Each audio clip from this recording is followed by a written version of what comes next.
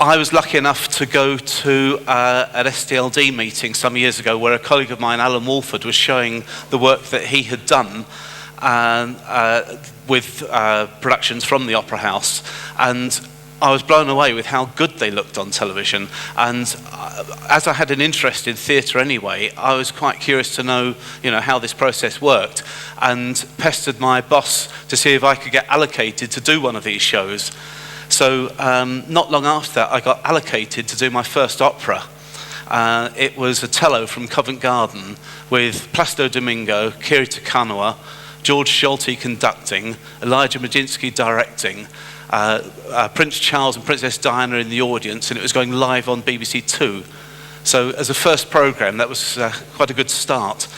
I went to see the show, and it was beautifully lit by Bob Bryan, but I could see that the stage was quite a dark place compared with what cameras needed even then.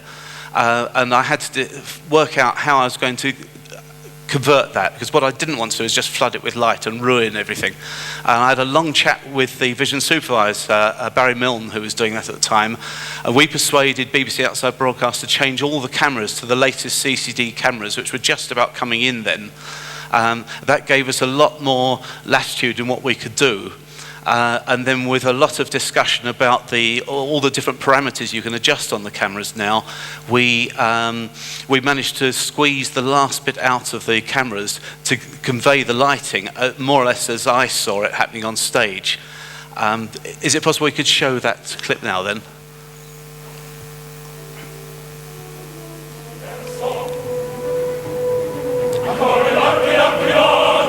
So this is the storm sequence at the beginning of Otello. And this, let me see it.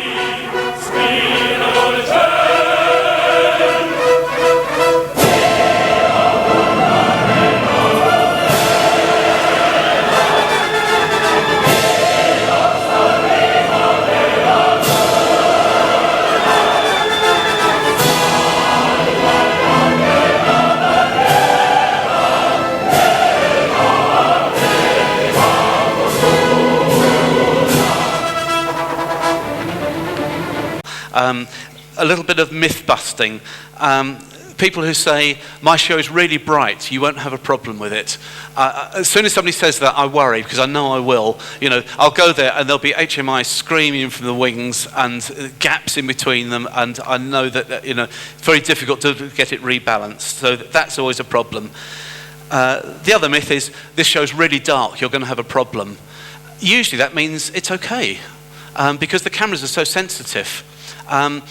There's a phenomenon I've seen a few times now, which I talk about as the day for night reversal. You get the scene on stage where it's day and every light on the stage is screaming in and it's really, really bright. The cameras stop down and the scenery disappears. Then it goes to night time and suddenly there's some dapple on the scenery and the light goes right down on stage and the cameras open up and you can see all the scenery. And the whole thing has gone from day to night in the wrong way round.